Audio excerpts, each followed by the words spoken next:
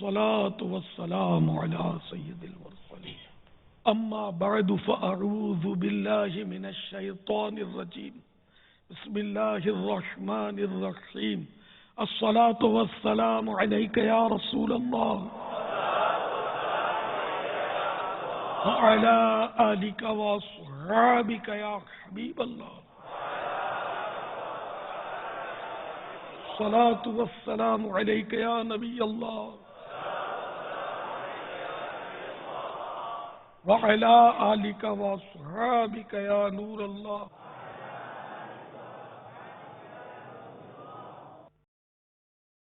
سیاہ درود السلام جو کہ دعوت اسلامی کے اشاعتی ادارے مکتبۃ المدینہ کا چھپا ہوا رسالہ ہے، پیج نمبر 3 پر ہے.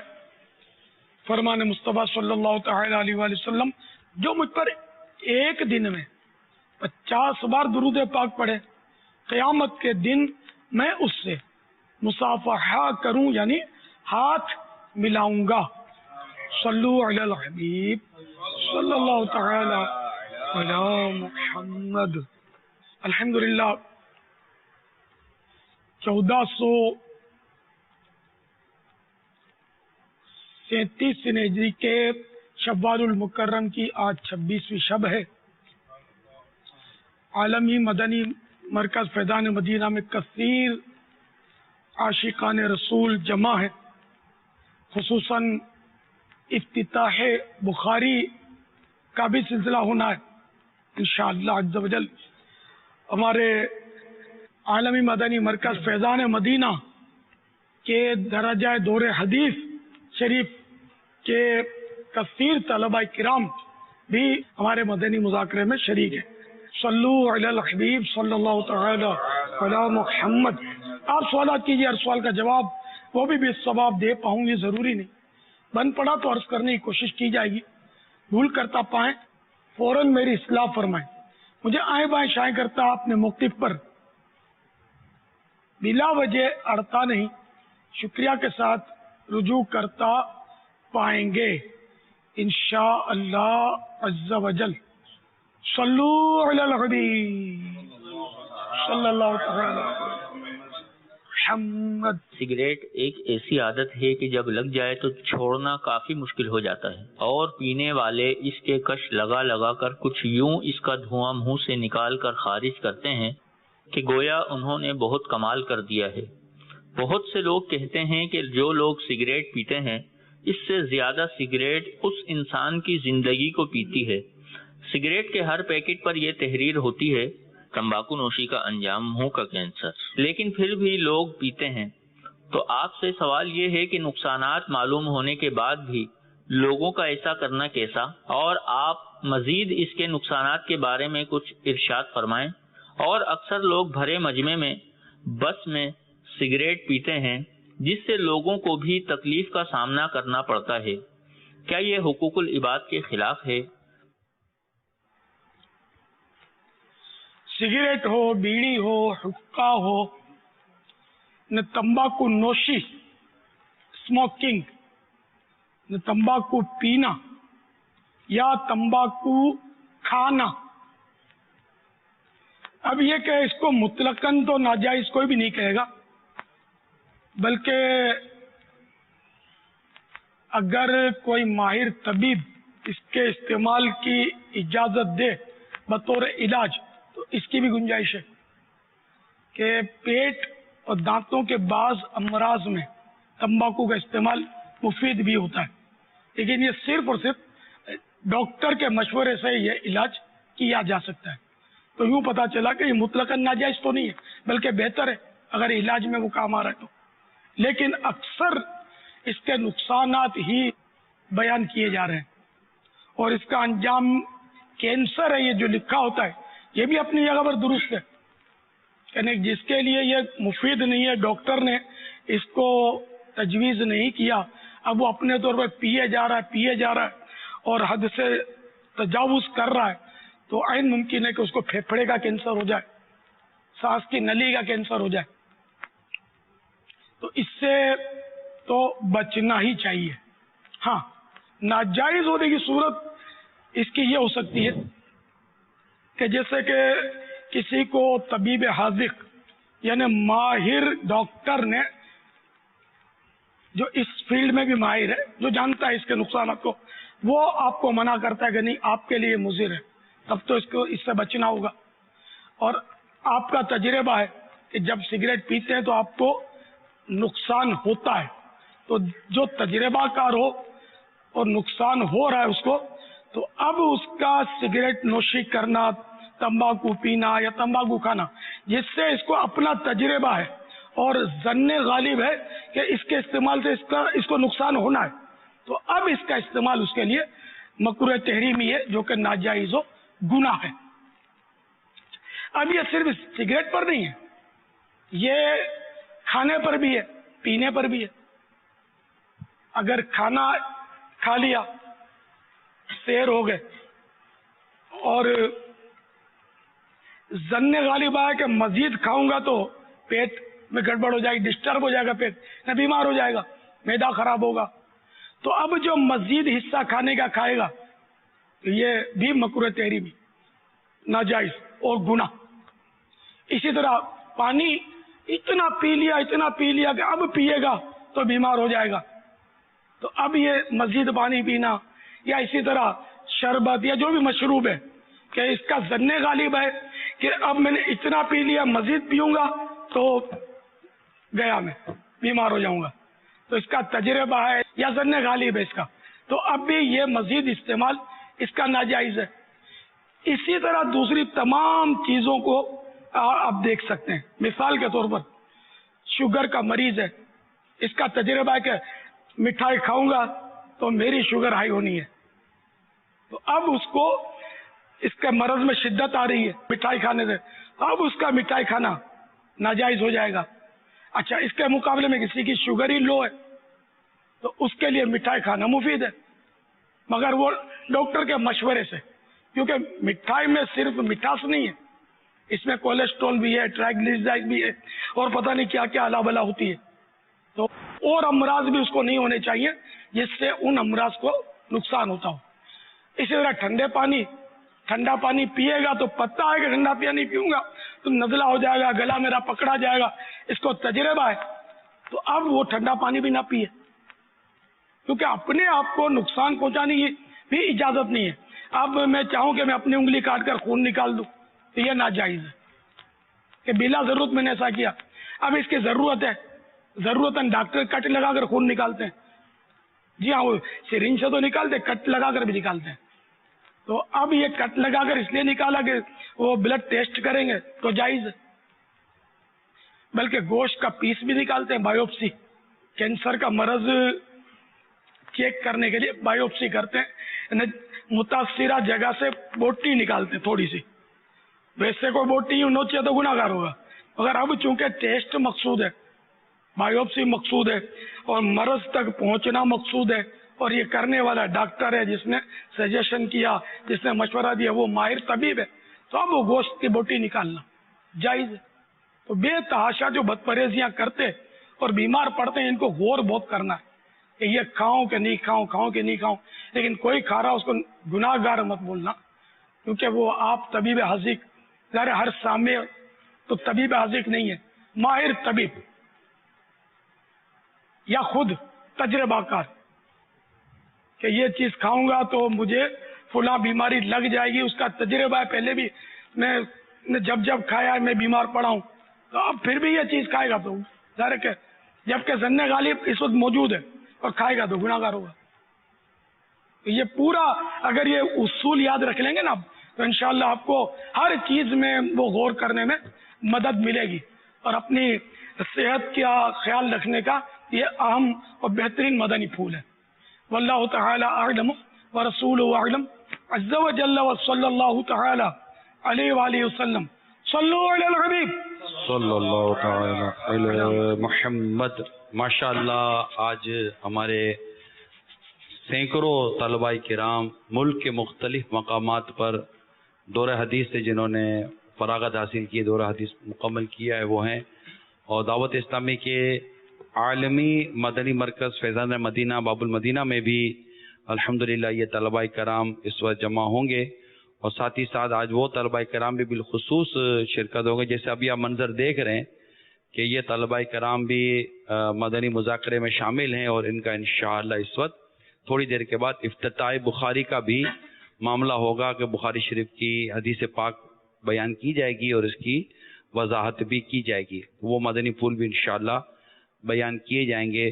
تو یہ دعوت اسلامی کو اللہ تعالیٰ نے بڑی برکت عطا فرمائی ہے کہ اس کے تحت سینکڑوں جامعات المدینہ قائم ہیں، اور اس میں ہزاروں اسلامی بھائی عالم کورس کر رہے ہیں، یعنی درس نظامی کر رہے ہیں، اور اسلامی بہنیں بھی درس نظامی کر رہی ہیں. اور ردا پوشی کا اجتماع جو انہوں نے جو درس نظامی اپنا مکمل کیا ہے، تو اسلامی بہنوں کی ردا پوشی کا وہ اجتماع کہلاتا ہے، اور اسلامی بھائیوں کی دستار بندی کا اجتماع. وضاحت کری کہ عوام کے نہیں سمجھ پونی ردا پوشی. ردا پوشی کیا میں بتاؤں؟ آپ بتائیں. کبھی دیکھی نہیں ہے میں نے. کیا سنا ہے کوئی چادر اڑاتے ہیں، ایسا ہی ہے؟ ردا مانے چادر، تو یہ چادر پوشی نے چادر اڑانا، ایسا ہی ہوگا تو ہوتا ہوگا. تو چادر اور دستار بندی میں امامہ باندھا جاتا ہے فارغ التحصیل طلبا کو. فارغ التحصیل بھی کیا، یعنی جو درس نظامی کورس ہوتا ہے عرفاً اس کو عالم کورس بولتے ہیں. تو درس نظامی کورس کر کے جو فارغ ہوا تو ضروری نہیں کہ وہ عالم ہو گیا ہو، کیونکہ ہر ایک اتنی توجہ سے دل لگا کر پڑھے اور پھر پرائیویٹ اسٹڈی بھی کرے اور عالم کی وہ ڈیفینیشن پر پورا اترے، وہ الگ بات ہے. تو درس نظامی نہیں بھی کیا ہوگا تب بھی وہ عالم کی ڈیفینیشن پر آ سکتا ہے، جبکہ اس کی ضرورت کے وہ جو بھی شرائط ہیں وہ پورے ہوں. تو بہرحال تو یہ درس نظامی ایک کورس ہے جو واقعی یعنی کہ عالم بننے میں بہت معاون، اور کئی درس نظامی کرنے والے وہ پورے عالم بن کے بھی نکلتے ہوں گے، جو مطالعے کے شوقین وغیرہ ہوتے ہوں گے، اور دل لگا کر جو پڑھایا جاتا ہے اس کو باقاعدہ بغیر چھٹیاں کیے اور پورے درجے اٹینڈ کرتے ہوں گے. اور اساتذہ کی طرف سے جو آداب ملتے ہوں گے مطالعہ کرنے وغیرہ کے، جس کو ہوم ورک عام وہ دنیاوی اسکول میں بولتے ہیں، یہ سب کرتے ہوں گے تو وہ ہو سکتا ہے بہت بڑے علامہ بن کے نکلتے ہوں. تو یوں مطلب یہ کہ جو درس نظامی سے فارغ ہوئے ہیں کوئی 365 پورے ملک میں، پاکستان میں، باہر ملکوں کی بات نہیں کر رہا، باہر ملکوں میں بھی درس نظامی کے جامعات المدینہ قائم ہے الحمدللہ دعوت اسلامی کے. پاکستان میں اس سال 365 طلبہ کرام کی وہ دستار بندی ہونی ہے، اور ردا پوشی جو ہے 692 میں سے ایک کم، یعنی 700 میں سے 9 کم اسلامی بہنوں کی طالبات کی سبز چادر انشاءاللہ ان کو وہ کوئی بھی ان کی استانیاں وغیرہ پہناتی ہوں گی باجیاں.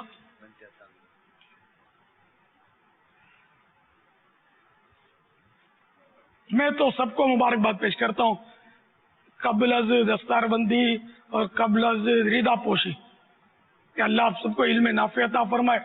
لیکن دیکھیے ردا پوشی عالمہ نہیں بنا دیتی، دستار بندی سے عالم نہیں بن جاتا، عالم اور عالمہ علم سے بنتے ہیں. تو آپ نے جو کچھ پڑھا ہے اس کو آگے بڑھائیں گے، مزید پڑھاتے رہیں گے، سکھاتے رہیں گے، مطالعہ کرتے رہیں گے، کتابوں سے لو لگائے رہیں گے، تو انشاءاللہ آپ کا علم نہ صرف باقی رہے گا بلکہ بڑھتا چلا جائے گا انشاءاللہ. پھر مدنی چینل بھی علم افزا ہے، علم بڑھانے والا ہے. مدنی مذاکرے کو بھی کسی کونے میں جگہ دے دیجئے گا اپنے علم دین کو حاصل کرنے کے وہ جدول میں، تو یہ بھی انشاءاللہ آپ کا ممد و معاون ہوگا علم دین بڑھانے میں انشاءاللہ. باقی جو طلبہ کرام عام طور پر وہ درس نظامی کر لیتے ہیں لیکن پھر یہ کام دھندے میں لگ جاتے ہیں، یہ نوٹیں چھاپنے میں لگ جاتے ہیں، تو نوٹیں چھاپنے کے بجائے کتابیں چھاننے میں وقت گزاریں گے نا تو آپ کا علم بڑھے گا. ورنہ وہاں نوٹیں چھاپنے میں نوٹیں ہی چھاپتے ہیں بیچارے، سارا بھول بھال جاتے ہیں. ایک صاحب کا تعارف بہت اچھے بزرگ کے وہ شاگرد تھے، ہند کا واقعہ بتا رہا، چٹکلا ہے، تو میں نے ان کا تعارف بطور عالم کروایا. تو بات فری ہوتے نا، تو عالم کی جاری ہے پاری رہی ہے، بہت مت ہے بزنس مین ہے، لیکن درس نظامی کیا انہوں نے، تو اب ویپاری رہ گیا، اس کو کیا یاد رہا ہوگا. تو یہ مطلب تجارت اچھی چیز ہے، مگر امام اعظم ابو حنیفہ رحمۃ اللہ تعالی علیہ جیسے ذہن بھی تو نہیں ہے نا کہ تجارت کے ساتھ ساتھ ہم انہیں علم دین کی خدمت بھی جاری رکھ سکیں. تو ایک ہی کام ہم کر سکتے ہیں، تو آپ تدریس کریں یا جو آپ کے اساتذہ مشورہ دیں، تدریس ہے. مزید وہ تخصص بالفقہ کا بھی الحمدللہ درجہ شروع ہو گیا ہے اللہ کی رحمت سے، تو اس کی طرف بھی رجوع کریں کہ اگر آپ مفتی نہیں بھی بن پائے تو معلومات اتنی ہو جائے گی کہ سبحان اللہ، فرض علوم اتنے سیکھنے کو ملیں گے، اضافی علوم اتنے ملیں گے کہ جس کی انتہا. یہی بہت بڑا سرمایہ ہوں گے آپ کے لیے انشاءاللہ عز و جل. اسی طرح المدینہ العلمیہ یہ بھی ایک شعبہ ہے، دعوت اسلامی ہی کا ہے، اور اس میں بھی قسمت آزما لے، خدمت کا موقع ملے تو المدینہ العلمیہ ہے. پھر یہ کہ مزید آپ تخصص الفقہ میں اگر آگے بڑھتے ہیں، اللہ توفیق دے اور یہ سعادت ملے تو دارالفتہ اہل سنت ہو سکتا ہے آپ کو قبول کر لے، تو یہ دعا بھی کرتے رہنا، کوئی ورد وظیفہ کر کے اور روزانہ دعا کرتے رہنا کہ وہاں داخلے محدود ہیں، ظاہر ہے کہ اس میں بہت زیادہ صلاحیت ہونی چاہیے. اب ماما مار کا بٹھا دیں گے تو پھر ان کے ہاتھ میں اسلام کی باغ ڈور تو نہیں دے سکتے نا. پورا ذہین اور اصول فقہ جانتا اور مفتیان کرام اس کو پاس کریں، سورسیں وغیرہ نہیں چلتی، اس میں صلاحیت ہو، صلاحیت اس کی سورس ہے، صلاحیت اس کو داخل کروائے گی اس میں، اور وہ آگے بڑھے گا، ترقی کرے گا انشاءاللہ. تو یہ بہت سارے اپنے کام ہیں مدنی کام، تو اس میں لگے رہیں تو انشاءاللہ آپ کا علم دین جو ہے نا، جو آپ نے حاصل کیا ہے اس کی برکتیں آپ پائیں گے. نہ کام دھندوں میں لگ گئے تو مشکل ہے کہ آپ کو کچھ یاد رہے. عربی عبارتیں بھی جو رٹی تھی وہ بھی شاید بھول بھال جائیں گے. اور علم دین کے حصول کا کوئی یہ وہ بہرے نہ پیدا کنار ہے، اس کا کوئی سرا نہیں ہے. وہ جتنا ڈیپ جائیں گے اس کا ڈیپتھ بہت ہے. انشاءاللہ وہ مدنی موتی اس سے حاصل کرتے رہیں گے. تو خوب مطالعہ کریں، اتنا مطالعہ کریں. اتنی کتابیں ہمارے علماء نے لکھی ہیں کہ ہماری زندگیاں ختم ہو جائیں، زندگی ختم ہو جائے، مطالعہ پورا نہیں ہو سکتا. لاکھوں صفحات پر ہمارے علماء نے مدنی پھول بکھیر رکھے، وہ پڑھیں آپ. انہوں نے اتنی محنت کر کے لکھی، ہم کھول کر دیکھنے کے لیے تیار نہیں ہے. اور بننا بھی علامہ فہامہ ہے، کیسے ہوگا؟ اللہ مجھے بھی توفیق دے، آپ کو بھی توفیق دے. امامت بھی ایک بہت اچھا ذریعہ ہے، حلال روزی کا بھی ایک بہترین ذریعہ ہے. اگر وہ شرعی احکام کے تحت، اصولوں کے تحت امامت کرے، امامت کا اہل بھی ہو، تو بہترین ذریعہ حلال روزی کا. نہ اس میں جھوٹ بولنے کی ضرورت پڑے گی، نہ بارگیننگ کی ضرورت پڑتی ہے، نہ اونچ نیچ کرنے کی ضرورت پڑتی ہے، نہ ملاوٹ کرنے کی ضرورت پڑتی ہے. نماز تو ویسے ہی پڑھنی ہے، اہل ہے تو پڑھا دیا کرے. نیتیں اچھی ہوں گی تو جتنے مقتدی پیچھے سب کا بھی ثواب ملے گا نا امام کو. تو اب وہ امامت کو بھی دیکھ لیں. دوسرا ہے کہ اس سے آپ کو مسجد ملے گی، اور مسجد کا امام اگر با اخلاق با کردار ہو نا تو اس علاقے کا وہ بے تاج بادشاہ ہوتا ہے. پھر جو وہ بولتا ہے نا لوگ کرتے ہیں. بڑے بڑے ترم خان جو ہوتے ہیں نا اس کو سلام کریں گے، دیکھ کے سگریٹ چھپا لیں گے. اگر امام اگر مہذب نہ ہوا نا، ان کے ساتھ فری ہو گیا تو پھر یہ امامہ بھی کھینچ لے گا امام صاحب کا. تو اس لیے امام کو اپنے مابے میں رہنا چاہیے، اپنا وقار برقرار رکھنا چاہیے، سیریس رہنا چاہیے، ان کے سکھ دکھ میں حصہ لینے والا ہونا چاہیے. تو انشاءاللہ آپ نیکی کی دعوت اپنی واہ واہ کروانے کے لیے کہ آپ کی نیکی کی دعوت عام ہو. دعوت اسلامی ایک چھوٹی سی مسجد سے تو چلیے. وہ مسجد اب تو سنتا ہوں کہ وہ وسیع ہو گئی ہے، چھوٹی سی تھی یار، بہت چھوٹی تھی نور مسجد، پھر شہید مسجد، یا اس سے بھی چھوٹی. دعوت اسلامی وہیں سے چلیے. آج اللہ کا کرم ہے کہ ہم 200 ممالک تک پہنچ گئے. حالانکہ بہت چھوٹی سی مسجد، بظاہر حجم اس کا چھوٹا، مساحت. اس لیے کام کریں گے تو انشاءاللہ کام کو سلام ہے. امامت کی طرف دھیان دیں. تو انشاءاللہ اس طرح مسجدوں میں آپ کو خدمت کا بہت موقع ملے گا، پورے علاقوں میں آپ کو مطلب دین پھیلانے کا بہت موقع ملے گا، دوسرے علاقے والے بھی آپ کو بلائیں گے انشاءاللہ۔ فائدہ دوسروں کو بھی اس سے ہوگا۔ اصل میں اگر اسی طرح کے طلباء اور پڑھے ہوئے اچھے انداز میں قرآن پاک پڑھا ہو تجوید کے ساتھ، تو اس سے دوسروں کو فائدہ یہ ہوگا کہ ان کی نماز بھی لوگوں کی صحیح ہوگی، کیونکہ بہت ساری مساجد خصوصاً چھوٹے شہروں میں، گاؤں میں ایسی ہوتی ہیں کہ امام کی تلاوت، اس کے مسائل یہ بڑی آزمائش میں ڈال دیتے ہیں، بہت مشکل ہو جاتا ہے۔ صلو علی الحبیب صلی اللہ تعالی علی محمد۔ الحمد للہ رب العالمین والصلاة والسلام علی سید الانبیاء والمرسلین، اما بعد فاعوذ باللہ من الشیطان الرجیم، بسم اللہ الرحمن الرحیم۔ افتتاح بخاری ویسے تو بزرگوں کا یعنی ہمارے اسلاف کا طریقہ کار رہا ہے کہ کوشش یہی ہوتی تھی کہ جو بزرگ ہیں اور ایک معتبر دینی شخصیت ہوں، معروف ہستی ہوں، مرشد ہوں، تو ان سے ابتدا کروائی جائے تاکہ مزید ان کی برکتیں حاصل ہوتی رہیں پڑھنے کے دوران۔ لیکن امیر اہل سنت دامت برکاتہم العالیہ کی طبیعت بھی ناساز ہے، ڈاکٹر نے زیادہ گفتگو سے بھی منع فرمایا ہے، تو آپ کی موجودگی میں کچھ باتیں میں اس حوالے سے ابتداء بخاری کے حوالے سے اولاً تو اس کے جو حدیث ہے وہ پڑھنے کی سعادت حاصل کرتا ہوں، اور کچھ باتیں آپ ہی کے فیض سے انشاءاللہ تبارک و تعالی یہاں ذکر کرنے کی کوشش کروں گا۔ بخاری شریف کی جو سند ہے بحمد اللہ تعالی امیر اہل سنت دامت برکاتہم العالیہ کو نائب مفتی اعظم ہند، فقیہ اعظم ہند مفتی شریف الحق امجدی صاحب رحمۃ اللہ تعالی علیہ اور شہزادہ قطب مدینہ حضرت سیدنا فضل الرحمن رحمۃ اللہ تعالی علیہ کی سند سے حاصل ہے، اور ان کی سندیں امام اہل سنت تک پہنچتی ہیں اور وہاں سے سند معروف طریقے سے امام بخاری تک پہنچتی ہے۔ تو امیر اہل سنت نے الحمدللہ جو اجازت مرحمت فرمائی، اسی سند سے بخاری شریف کی ابتدا کرتے ہوئے امیر اہل سنت نے بحمد اللہ تعالی مجھے اجازت مرحمت فرمائی، اور اسی سند سے جو معروف طریقہ ہے، معروف سند سے امام بخاری تک یہ سند پہنچتی ہے۔ تو امام بخاری فرماتے ہیں کہ قال حدثنا الحمیدی قال حدثنا سفیان قال اخبرنی یحیی بن سعید الانصاری قال اخبرنی محمد بن ابراہیم التیمی قال سمعت القمة بن وقاص اللیثی قال سمعت عمر بن الخطاب على المنبر يقول سمعت رسول الله صلی اللہ تعالی علیہ وسلم يقول انما الاعمال بالنیات وانما لكل امرئ ما نوى فمن كانت هجرته الى دنیا يصيبها او امرأة ينكحها فهجرته الى ما هاجر الیہ۔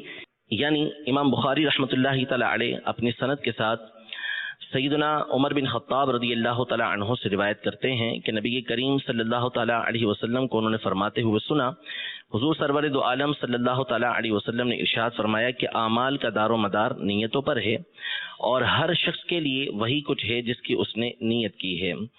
تو جس کی ہجرت دنیا کے لیے ہو کہ اس کو حاصل کرے، یا عورت کے لیے ہو کہ اس سے نکاح کرے، تو اس کی ہجرت اسی کی طرف ہے جس کی طرف اس نے ہجرت کی ہے۔ فہجرتہ الی ما ہاجر الیہ، جس کی طرف اس نے ہجرت کی اسی طرف اس کی ہجرت قرار پائے گی۔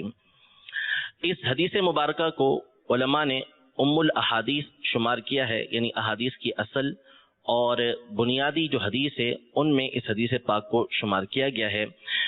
انتہائی تفصیل کے ساتھ علماء نے اس پر کلام کیا ہے، اس کی ایک ایک جز کے اوپر انتہائی تشریح کی گئی ہے۔ امام جلال الدین سیوطی شافعی رحمۃ اللہ تعالی علیہ نے منتہی الاعمال فی شرح حدیث انما الاعمال کے نام سے مستقل ایک کتاب لکھی ہے، جس میں تفصیل کے ساتھ اس حدیث پاک پر کلام کیا ہے۔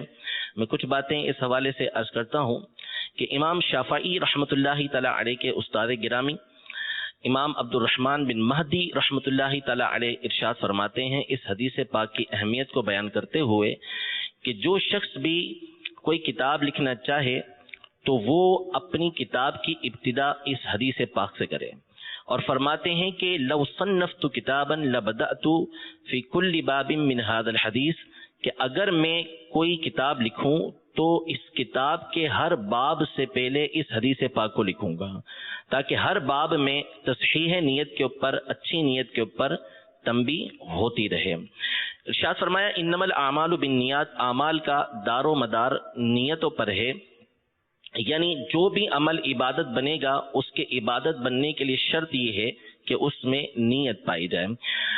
احناف کے نزدیک عبادت کی دو قسمیں ہیں، عبادت مقصودہ اور عبادت غیر مقصودہ۔ عبادت مقصودہ وہ کہ جن سے مقصود ہی عبادت ہوتا ہے، کوئی دوسرا مقصود نہیں ہوا کرتا، جیسے نماز ہے، روزہ ہے، زکوٰۃ ہے، حج ہے، تو ان کے لیے شرط یہ ہے کہ بندہ اس میں نیت کرے، بغیر نیت کے یہ اعمال عبادت قرار نہیں پائیں گے۔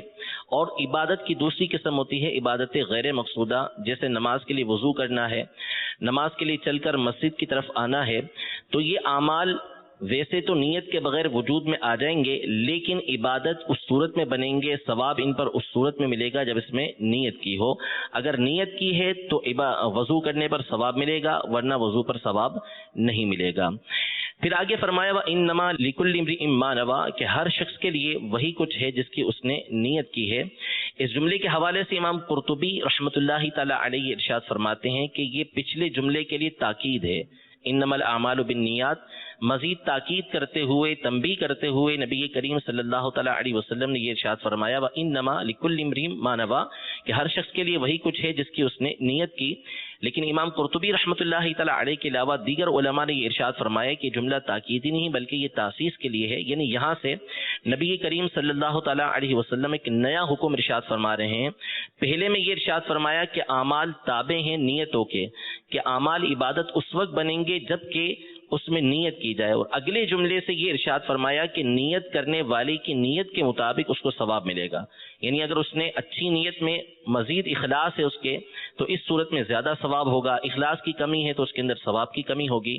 اور شیخ محقق شیخ عبدالحق محدث دہلوی رحمۃ اللہ تعالی علیہ نے اس حدیث پاک کی شرح میں بیان فرمایا کہ وَإِنَّمَا لِكُلِّ امْرِئٍ مَّا نَوَىٰ، ہر شخص جس عمل کے اندر جس قدر نیتیں کرے گا اللہ تبارک و تعالیٰ اس کو اتنے ہی ثواب عطا فرمائے گا۔ یعنی اگر نماز کے لیے جاتے ہوئے فقط نماز کی نیت ہے تو صرف نماز کا ثواب اس کو ملے گا، لیکن اگر جاتے ہوئے مختلف نیتیں وہ کر لیتا ہے تو اللہ تبارک و تعالیٰ اس کو مختلف نیتوں کا ثواب یہ عطا فرمائے گا۔ پھر ارشاد فرمایا کہ فمن کانت ہجرتہ الی دنیا یصیبھا، کہ جو ہجرت اس لیے کرتا ہے کہ اس کے ذریعے سے دنیا کو حاصل کرے، او امرأۃ ینکحھا، یا عورت کے لیے وہ ہجرت کرتا ہے کہ اس سے نکاح کرے، تو اس کی ہجرت اسی کی طرف قرار پائے گی جس کی طرف اس نے ہجرت کی ہے۔ فہجرتہ الی ما ہاجر الیہ، اس کی ہجرت اسی کی طرف قرار پائے گی جس کی طرف اس نے ہجرت کی ہے۔ یہاں پر پہلے نبی کریم صلی اللہ تعالی علیہ وسلم نے ایک اصول بیان کر دیا کہ انما الاعمال بالنیات وانما لکل امرئ ما نویٰ، یہاں پر اصول بیان ہو گیا کہ جس کی جیسی نیت ہے اس کے مطابق اس کو ثواب ملے گا۔ اس کے بعد نبی کریم صلی اللہ تعالی علیہ وآلہ وسلم نے اس کی مثال بیان فرمائی، پہلے ایک اجمالاً بات بیان فرمائی، پھر اس کے بعد ایک تفصیلاً بات بیان فرمائی کہ اصول یہ ہے، قاعدہ یہ ہے اور اس کی مثال یہ ہے۔ لہذا اگر کوئی اچھی نیت کے ساتھ ہجرت کرتا ہے، یعنی نبی کریم صلی اللہ تعالی علیہ وسلم جس وقت مدینہ منورہ میں اپنے ظاہری حیات کے ساتھ موجود تھے، اس وقت اگر مکہ مکرمہ یا کسی اور مقام سے کوئی شخص مدینہ منورہ حضور سرور دو عالم صلی اللہ تعالی علیہ وآلہ وسلم کی بارگاہ میں حاضر ہوتا ہے کہ آپ کی بارگاہ میں پہنچ کر ایمان کو قبول کرے، آپ کی بارگاہ میں پہنچ کر اسلام کے احکام کو سیکھے، تو اس کے لیے اس کی جو ہجرت ہے وہ نبی کریم صلی اللہ تعالی علیہ وسلم کی بارگاہ میں جو ہو رہی ہے، اللہ اور اس کے رسول کے لیے وہ ہجرت کہلائے گی اور اس پر اس کو ثواب ملے گا۔ لیکن اگر کوئی مدینہ منورہ کی طرف اس وقت بھی ہجرت کرتا ہے لیکن اس کی نیت یہ نہیں ہے کہ اللہ اور اس کے رسول کا حکم ہے اس لیے میں مدینہ منورہ کی طرف جا رہا ہوں، بلکہ اس کا کوئی اور دنیاوی مقصد ہے، تو فرمایا کہ اس کی ہجرت اسی کی طرف قرار پائے گی جس کی طرف اس نے ہجرت کی ہے، اس کو ہجرت کا وہ ثواب نہیں ملے گا جو قرآن و حدیث میں وارد ہوا ہے کہ ہجرت کرنے پر اس کو کیا ثواب حاصل ہوتا ہے، وہ اسی صورت میں حاصل ہوگا جبکہ اس کی اچھی نیت ہو۔ علماء نے اس کا ایک جو سبب ورود ہے کہ یہ حدیث پاک کیوں وارد ہوئی، کیوں بیان کی نبی کریم صلی اللہ تعالی علیہ وسلم نے، اس کی ایک وجہ تو یہ بیان فرمائی کہ ایک شخص نے ام قیس نامی خاتون کے لیے مکہ مکرمہ سے مدینہ منورہ کی طرف ہجرت کی کہ انہوں نے شرط رکھی تھی کہ اگر تم مدینہ منورہ آ جاؤ تو میں تم سے نکاح کر لوں گی۔ اس بنیاد پر انہوں نے مدینہ منورہ کی طرف ہجرت کی، تو وہ مہاجر ام قیس کہلاتے تھے، ان کا نام قیلہ تھا۔ تو اس لیے نبی کریم صلی اللہ تعالیٰ علیہ وآلہ وسلم نے ارشاد فرمایا کہ اگر عورت کے لیے ہجرت کی ہے تو اس صورت میں جو ہجرت کا ثواب ہے وہ نہیں ملے گا، بلکہ ان کی ہجرت اسی کی طرف کہلائے گی جس کے لیے انہوں نے ہجرت کی ہے۔ اور علامہ آبی سندھی رحمۃ اللہ تعالیٰ علیہ نے المواہب اللطیفہ میں یہاں یہ ارشاد فرمایا کہ اس کا ایک اور سبب ہے کہ کیوں نبی کریم صلی اللہ تعالیٰ علیہ وآلہ وسلم نے یہ بات ارشاد فرمائی، اور اس پر آپ یہ فرماتے ہیں کہ میں نے حدیثوں کی جو شروحات دیکھی اس میں یہ وجہ نہیں لکھی تھی، البتہ میں نے اپنے مرشد گرامی کی بارگاہ میں حاضر ہو کر ان کی درس گاہ سے ان کی صحبت سے جو بات حاصل کی اس میں سے یہ تھی کہ اس حدیث کا ایک سبب ورود، یعنی اس حدیث کو بیان کرنے کی ایک وجہ یہ ہو سکتی ہے کہ اس زمانے میں چونکہ انصار جو صحابہ تھے انہوں نے ایثار کا ایک بہت اعلیٰ مظاہرہ پیش کیا تھا کہ اپنا آدھا سامان یہ ہجرت کرنے والوں کو دے دیا تھا، تو اس وقت کسی کے ذہن کے اندر یہ بات آ سکتی تھی کہ ہم مدینہ منورہ کی طرف ہجرت کریں تو وہاں پر انصار مال کی سخاوت بہت زیادہ کر رہے ہیں، تو یہ دنیا ہمیں حاصل ہو جائے۔ تو نبی کریم صلی اللہ تعالیٰ علیہ وآلہ وسلم نے تنبیہ کرنے کے لیے اس بات پر ارشاد فرمایا کہ جس کی ہجرت دنیا کے لیے ہوگی کہ اس دنیا کو حاصل کرے تو اب اس پر ثواب نہیں بلکہ اس کی ہجرت دنیا ہی کی طرف کہلائے گی۔ امام بخاری نے اس حدیث پاک کو ابتدائی کتاب کے اندر ذکر کیا ہے، اس پر علماء نے اس بات کو بیان فرمایا کہ امام بخاری کا جو مقصد اصلی ہے اس حدیث پاک کو بیان کرنے کا وہ اس بات پر تنبیہ کرنا ہے کہ جو ان کی کتاب کو پڑھنے والا ہے، سننے والا ہے، اس کا مطالعہ کرنے والا ہے، اس کو چاہیے کہ اپنی نیت کو اچھا رکھے، کہ اگر اچھی نیت کے ساتھ بخاری شریف کو پڑھے گا، سنے گا تو اس کو ثواب حاصل ہوگا، اور اگر اچھی نیت نہیں ہوگی تو اس صورت میں بخاری شریف کا پڑھنا سننا اس کے لیے باعث ثواب نہیں ہوگا۔ رب تبارک و تعالی ہم سب کو نبی کریم صلی اللہ تعالیٰ علیہ وسلم کی اس حدیث پاک کو سمجھ کر اچھی نیت کرنے کی توفیق عطا فرمائے، آمین بجاہ النبی الامین صلی اللہ تعالیٰ علیہ وآلہ وسلم۔ سبحان اللہ، صلو علی الحبیب صلی اللہ علی محمد۔ ماشاء اللہ آپ کا دور حدیث شریف ویسے تو آغاز ہو چکا ہے اس کا تعلیم کا، لیکن آج ایک تقریب تھی جو اپنے یعنی کہ علماء میں مدارس میں ہے رائج، اچھا کام ہے، ذکر مصطفیٰ ہے، جب بھی ہو جہاں بھی ہو کوئی معنی شرعی نہ ہو تو اچھا ہی اچھا ہے۔ تو یہ کہ پیارے حبیب صلی اللہ تعالی علیہ وآلہ وسلم کی حدیثیں اب آپ نے پڑھنا شروع کی ہیں، اس کو رسمی نہ پڑھا جائے، اس میں ثواب کی نیت ہونی چاہیے۔ اب ثواب کی نیت سے تو بخاری شریف ثواب کی نیت بلکہ مطلق نیت کے تعلق سے تو پہلی حدیث ہے ام الاحادیث، اصولی حدیث ہے، اور کئی کتب میں اسی حدیث سے آغاز ہوا ہے حدیث کی کتابوں کا۔ تب بھی مطلب یعنی کہ وہ بغیر سمجھائے یہ حدیث پاک تو زمانے سے جو تھوڑا بہت ہی مذہبی رجحان ہوتا ہے اس کو پتہ ہوتا ہے، انما الاعمال بالنیات، پھر وہ اپنے انداز میں بولتے ہیں الاعمال والنیات وغیرہ وغیرہ، یعنی یہ ہوتا ہے کہ نیت کی حدیث تو ہم نے وہ یوں کہ لڑک پن سے سن رکھی ہے جو دعوت اسلامی کا تصور بھی نہیں تھا، لیکن جب تک کوئی خلاصہ ور سمجھاتا نہیں ہے نا اب سمجھ میں آتا نہیں ہے۔ تو جب اللہ نے چاہا تو وہ نیتوں کا یعنی کہ پورا جو ایک ذہن بنا، جب اللہ نے چاہا۔ ایک بار میں نے عطر اٹھا کر لگایا پر نیت نہیں کی، تو میں نے پھر وہ بوتل اٹھائی، تو یار عطر لگانا خوشبو لگانا تو ہے سنت، تو کیوں نہ بنیت سنت لگاؤں، تو میں نے وہ اٹھائی اور اب سنت کی نیت سے پھر عطر لگایا، تو یوں نیت کا تھوڑا ذہن بننا شروع ہوا۔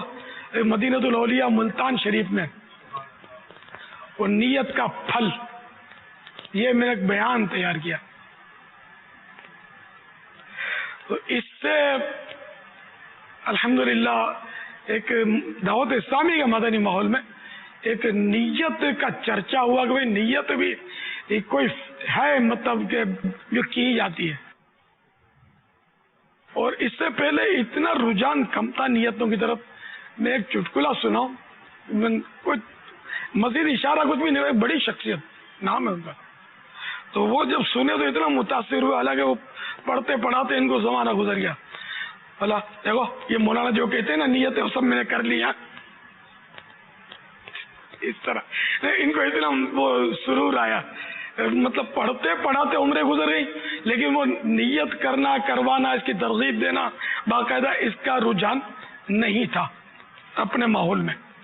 पहले के दौर में ये हालत थी कि वो क़ुतुल क़ुलूब में लिखा है कि पहले बाकायदा नियत कोर्स, अब ये नाम हो सकता है इसका नियत कोर्स, तो पहले बाकायदा नियत कोर्स होता था और नियत का इल्म हासिल करते थे उलमा नियत। अब आलिम नियत का तज़किरा फ़तह रज़विया शरीफ में है तो सही, लेकिन आलिम नियत कौन, इसकी डेफिनेशन क्या, तखस्सुस फिन नियत, ये तो उसी सूरत में करेंगे ना जब इसके कोई इस डिग्री का कुछ इस्तेमाल हो, कोई बड़ी तनख्वाह मिले या कुछ हो, बाकी नहीं करते यार। वही कोर्स करते हैं जिसमें कुछ आमदनी हो, तो अल्लाह पाक तौफीक दे के इला कलमतुल हक की नियत हो कि अल्लाह का कलमा बुलंद करना है, मुझे दीन की खिदमत करनी है, चाहे किसी भी शोबे में मैं रहूं, बस दीन की खिदमत करूं। अब पैसा मजबूरी है, पेट भी पालना है, लेकिन हिर्स नहीं होनी चाहिए। इसको आदमी अपनी मजबूरी ही समझे कि मेरे को ज़रूरत है इसलिए मैं हासिल करता हूँ, और मस्जिद हल में मस्जिद के नारे ना लगाता रहे कि और चाहिए लाओ लाओ, क्योंकि हिर्स ऐसी बला है कि इसका कोई सिरा है ही नहीं। खुद हदीस पाक में फरमाना कि इब्ने आदम को 2 सोने की वादियाँ मिल जाए तब भी वो कहेगा कि तीसरी मिल जाती तो अच्छा था, तो इसका सिरा नहीं है कोई।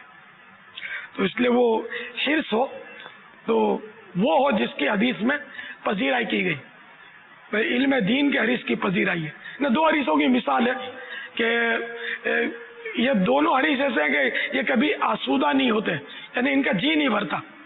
एक इल्म दीन का हरीस, इल्म का हरीस, तो जहाँ भी इस तरह के मामलात में इल्म का तज़किरा होता है वो कहीं पढ़ा कि यहाँ मुराद इल्म दीन होता है जी, ठीक है ना। तो इल्म दीन का हरीस और एक दुनिया का हरीस, ये दोनों ऐसे हैं कि इनको सैरी नहीं होती, जी नहीं भरता। अब ये कि हम लोग इल्म दीन हासिल करते भी हैं, लेकिन अगर डीप जाते हैं ना तो सच्ची बात है कि हमारी अक्सरियत जो है ना वो है दुनिया की हरीस। इल्म की हरीस कोई कोई होता है कि इल्म हासिल करते हैं तो उसूल दुनिया के लिए करते हैं, बड़ी मस्जिद मिल जाए तो अच्छी तनख्वाह मिलेगी, और तनख्वाह के लिए लड़ना झगड़ना और फिर बुराइयां करना कि हमको तनख्वाह पूरी नहीं देते, और बैंक के अफसर को तो इतनी तनख्वाह है तो फुला को इतनी तनख्वाह है। अरे ना शुक्र तुझे इल्म दीन की शहादत मिली, ये कम था। तुम मतलब उनकी मतलब रीस करते हो कि जो मतलब हलाल हराम को समझते ही नहीं है, बल्कि हराम की तनख्वाहों पर जो मतलब गुजर बसर करते हैं, और जिनको वो अलिफ का बात आता नहीं है, देखकर कुरान करीम पढ़ना नहीं आता, ऐसे अफसरों की तुम रीस करते हो कि इनको तनख्वाह ज़्यादा मिलती है। तो इनकी वो तनख्वाह क्या इनको जन्नत में ले जाएगी? अगर तुम इल्म दीन पर इक्तिफा करो और सब्र और शुक्र से गुजारा करो तो ये जन्नत में ले जाने वाला अमल है। बल्कि सिर्फ आप नहीं, उलमा को तो वहाँ क़यामत के दिन रोका जाएगा, कहो शफात करो दूसरों की। तो जन्नत में उलमा की ज़रूरत पड़ेगी। हदीस पाक में ये मज़मून है कि जन्नती जब अल्लाह ताला फरमाएगा जन्नतियों से कि मांगो क्या मांगते हो, तो ये उलमा से पूछेंगे कि क्या क्या मांगे, तो वो फरमाएंगे ये मांगो वो मांगो। तो ये आलिम, लेकिन वो आलिम दीन अल्लाह करे शुक्रगुजार हो और इस नेमत पर शुक्र करे, न कि दुनियावी अफसरों की रीस करे और अपनी थोड़ी सी तनख्वाह पर दिल जलाए। क्या दुनियावी थोड़ी तनख्वाह ज़रूर है, लेकिन उखरवी जो अज्र है ना, वो दुनिया की सारी तनख्वाहें अगर जमा हो जाए ना तो उसके एक जर्रे का भी मुकाबला नहीं कर सकती, ऐसा अज्र है। तो आलिम को तो खुदा की कसम बहुत साबिर और शाकिर होना चाहिए कि इसके लिए दरिया की मछलियां दुआएं करें, बिलों में चूंटियां इसके लिए दुआएं करें। हालांकि किसी बादशाह या वजीर के लिए वो नहीं करती दुआएं, आलिम के लिए करती है। भले उसके पास तन ढांपने के लिए पूरे कपड़े नहीं है, पेट भरने के लिए पूरी ग़िज़ा नहीं है, उनके लिए मछलियां दरिया में दुआ कर रही है। ये कितनी बड़ी शहादत है। बहरहाल आलिम आलिम है, और आलिम की शान तो देखें आप, کہ اللہ تعالیٰ کی صفت جو ہے نا وہ عابد نہیں ہے، عبادت گزار ہونا یہ اللہ کی صفت نہیں ہے، عالم ہونا اللہ کی صفت ہے. تو کتنی بڑی بات ہے کہ آپ کو اس صفت کا مطلب فیض مل رہا ہے. اللہ جیسا عالم تو ممکن ہی نہیں ہے کوئی ہو، نہ کوئی سوچ بھی سکتا ہے، لیکن یہ کہ اس کی صفت کی ایک اس میں مظہر ہے یہ عالم جو ہے، یہ عالم ہے. تو عالم ہونا تو بہت بڑی بات ہے. کسی افسر، کسی میجر، کسی کرنل، کسی جرنل کے چہرے کو دیکھنے کی فضیلت نہیں ہے. حدیث میں عالم کے چہرے کو دیکھنے کی فضیلت ہے کہ عالم کا چہرہ دیکھنا عبادت ہے. لیکن کس نیت سے دیکھیں؟ خار بھر کے دیکھے تو نہیں ہوگا سواب. اعلیٰ حضرت رحمۃ اللہ تعالی علیہ نے اس کی بڑی پیاری وضاحت فرمائی کہ تعظیم کی نیت سے عالم دین کا چہرہ دیکھے گا، اس کا دیدار کرے گا تو یہ عبادت ہے. تو اللہ کرے کہ آپ سب علماء بن جائیں اور باعمل علماء بنے. پیسوں کے پیچھے مت بھاگنا، شہرت کے پیچھے دوڑ نہیں لگانا، دوسروں کی ریس نہیں کرنا، علم دین کو ہی بہت بڑی نعمت تسلیم کر لینا، عملی طور پر، وربلی طور پر نہیں، عملی طور پر کہ بس اللہ نے مجھے یہ جو نعمت دی ہے بس اس کا میں اگر عمر بھر بھی شکر ادا کروں تو نہیں کر سکوں گا. وہ اچھی اچھی نیتوں سے علم دین حاصل کریں، اور یہ علم دین کا ثواب اسی صورت میں ملے گا کہ آپ ثواب کے لیے کریں گے، علامہ کہلوانے کے لیے کریں گے. تو پھر تو وہ حدیث شریف ہے جی ہاں کہ سب سے پہلے قاری، سخی اور شہید یہ سب سے پہلے لائے جائیں گے قیامت کے روز. عالم، قاری کا معنی عالم ہے، یہاں عالم الدین، اس کی شرح میں یہی لکھا ہے. یہ کہ وہ عالم کو اللہ تعالیٰ اپنی نعمتیں ارشاد فرمائے گا تو وہ اس کا اقرار کرے گا. تو نے شکرانے میں کیا کیا؟ یہ حدیث کا مضمون اور خلاصہ عرض کر رہا ہوں. اللہ تعالیٰ فرمائے گا تو نے اس کا شکرانے میں کیا کیا؟ مطلب میں نے تیرے لیے علم دین حاصل کیا، اس کو پھیلایا. ارشاد ہوگا تو جھوٹا ہے، تو نے اس لیے علم حاصل کیا کہ تجھے قاری کہا جائے. حدیث میں الفاظ یہ ہیں، لیکن وہ قاری کی تشریح جو ہے نا وہ شرح، وہ عالم. ٹھیک ہے؟ تو اب معنی یہ بنیں گے کہ تو نے علم اس لیے حاصل کیا کہ تجھے عالم کہا جائے. تو کہہ لیا گیا اور اس کو گھسیٹ کر اوندے منہ جہنم میں جھونک دیا جائے گا.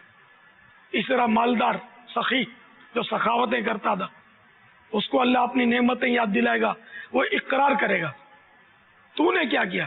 تیری راہ میں خرچ کیا تو جھوٹا ہے، تو نے اس لیے خرچ کیا کہ تجھے سخی کہا جائے تو کہہ لیا گیا. آج کل یہ جو مخیر حضرات جو ہے نا یہ بالکل یعنی کہ یہ نوٹ کر لیں، یہ بیچارے اتنے عقل سے پیدل ہوتے ہیں. یہ جب چیک بھی دیتے ہیں نا، بارہ آپ نے دیکھا ہوگا اخباروں میں چیک دیتے ہیں تو وہ سیدھا ہاتھ ملا رہے ہوتے ہیں، الٹے ہاتھ سے چیک دے رہے ہوتے ہیں اور کیمرے کی طرف دیکھ رہے ہوتے ہیں. یہ میں نے دیکھا ہے. تو یہ واٹ از دس؟ یہ کیا کر رہے ہیں آپ؟ عقل کہاں گئی آپ کو؟ ثواب کی نیت نہیں کری آپ نے. ثواب کی نیت کری ہوتی تو کیمرے کی طرف کیوں دیکھتے؟ تو جو مطلب اس لیے دے نا، جو اس لیے دے کہ دنیا میں اس کو سخی کہہ دیا گیا، سمجھے؟ اب کچھ نہیں، اب اس کو بھی اٹھا کر جہنم میں جھونک دیا جائے گا. نام چاہیے، سب کو اعلان ہونا چاہیے. نام لے کر مسجد میں امام صاحب دعا کریں کہ میں نے پنکھے لگا دیے مسجد میں، کارپیٹ بچھا دیا ہے. ایسا کائے کو کرتے ہیں؟ اللہ کے لیے کرو نا. دعا خود ہی کریں گے لوگ، نہ کریں تو کوئی بات نہیں. تو یوں مطلب اللہ کے لیے سب کچھ ہونا چاہیے. جو بھی نیک عمل ہے تو ثواب ملے گا، اور اس کی طرف جو ثواب ملے گا نا اس کی دنیا اور مافیا میں کوئی مطلب مقابلہ ہی نہیں ہے. ساری دنیا کے خزانے ایک طرف اور اللہ تعالیٰ کی طرف سے اجر و ثواب، اس کی رحمت کی ایک نظر ایک طرف. تو اس طرح مطلب یہ کہ وہ سخی کو بھی پھینک دیا گیا جہنم میں. شہید کا بھی نعمتیں اقرار کرے گا، تیری راہ میں شہید ہوا، میں لڑا تیری راہ میں شہید ہوا. جھوٹا تو اس لیے لڑا تھا کہ وہ شہید ہوا تھا کہ لوگ تجھے بہادر کہیں، تو کہہ لیا گیا، اس کو بھی جہنم میں ڈال دیا جائے گا. تو یہ مفتی احمد یار خان صاحب نے اس حدیث پاک کے تحت لکھا کہ یہ 3 کی تو مثال دی گئی ہے، اور بھی جو اعمال ہیں اس میں اسی کو قیاس کریں. اب مثال کے طور پر ہم اپنے مدنی ماحول میں اس کو سوچیں کہ مبلغ ہے اور تڑاکے کڑاکے کا بیان کرتا ہے نا، کہ لوگ واہ واہ کریں، سبحان اللہ کریں. اگر چند افراد ہوں، چند عیسائی بھائی ہوں تو بیان نہیں ہو پاتا. بہت زیادہ ہو، پبلک ہو، ایکو ساؤنڈ لگا ہوا ہو، واہ واہ سبحان اللہ کہنے والے موجود ہو، تو تب بیان میں مزہ آتا ہے. اور اس لیے بیان کرتا ہے کہ واہ واہ ہو، کیا خوب بیان کیا. اور مدنی پھول ہم بولتے ہیں نا، عمدہ نکات یہ چھپا کے رکھتا ہے، خاص اس کے لیے کہ تھوڑا لوگ بولیں گے یار کیا بات کی ہے، کیسا ڈھونڈ کے لایا، واہ واہ ہوگی. تو پھر یہ دیکھ لیں آپ. اور 3 کا انجام چوتھے کہیں ہم نہ ہو جائیں اس کی جگہ، اٹھا کے پھینک دیا جائے کہ تو نے برابر بیان کیا تھا، تو مبلغ بنا تھا، لیکن میرے لیے تھوڑی بنا تھا، تو واہ واہ کروانے کے لیے اور عمدہ عمدہ مدنی پھول کی تعریفیں سننے کے لیے تو نے یہ سب کچھ کیا تھا. اسی پر نعت خوان اپنے آپ کو قیاس کرے کہ تو نے میرے لیے تھوڑی مطلب وہ گلا پھاڑا تھا. یہ گلا پھاڑنا میں ایک محاورتن کہہ رہا ہوں، ورنہ گلا پھاڑنا کہ جس سے خود کو ایذا ہو یا دوسرے کو ایذا ہو تو یہ ویسے ہی مکروہ ہے، چاہے نعت شریف ہو، چاہے قرات ہو، چاہے بیان ہو، چاہے خطاب ہو.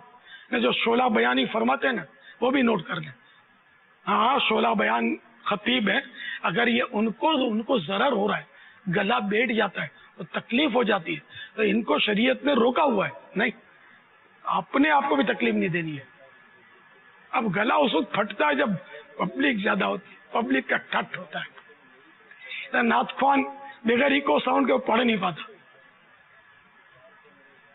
بھلے پیسے نہیں لیتا، وہ بہت مخلص بندہ ہے، پیسوں کے لیے نہیں پڑھتا، لیکن ایمانداری سے سوچ جب زیادہ پبلک ہوتی ہے تبھی پڑھنے کو جی چاہتا ہے نا. شروع میں نہیں پڑھے گا، وہ اسی لیے لیٹ آئے گا. اچھی آواز ہوگی نا، وہ اسی لیے لیٹ آئے گا کہ یار میں جلدی جاؤں گا، جلدی پڑھا دیں گے میرے کو، تو واہ نہیں ہوگی، کم ہوگی. وہ جب پبلک بالکل جام ہو گئی تب وہ آئے گا، وہ شیر کی طرح، اور پھر یوں ہاتھ لہرا کر اپنے ساتھ، کس کو مدینے جانا ہے وہ پڑھے، جس کو مدینے جانا ہے میرے ساتھ پڑھے. وہ پتہ نہیں کیا کیا کر کے وہ ترکیب بناتے ہیں. ایسا نہیں کرے. وہ یہ شعر پڑھتے ہیں، لیکن وہ جو شعر اب میں پڑھنے لگا ہوں اس کے لیے بہت بڑا مجمع چاہیے آپ کو. دل میں ہو یاد تیری گوشہ تنہائی ہو، پھر تو خلوت میں عجب انجمن آرائی ہو. یہ جب تک مجمع بالکل جام نہ ہو نا اس وقت یہ شعر میں اسے پڑھا نہیں جاتا. یعنی دل اور زبان میں کتنا اختلاف ہے. تو اس لیے بہرحال یہ کہ اچھی اچھی نیتیں ہوں علم دین کی تو انشاءاللہ آپ کو اس کا نفع ہوگا. وہ ثواب بڑھانے کے نسخے، یہ 72 مدنی گلدستے ہیں اس رسالے میں، 42 پیجز، یہ ضرور حاصل کیجئے. اس میں بھی نیتوں کے مدنی پھول ہیں. اللہ تعالی ہم سب کو اچھی اچھی نیتیں کرنے کی توفیق عطا فرمائے. صلو علی الحبیب صلی اللہ علیہ وسلم.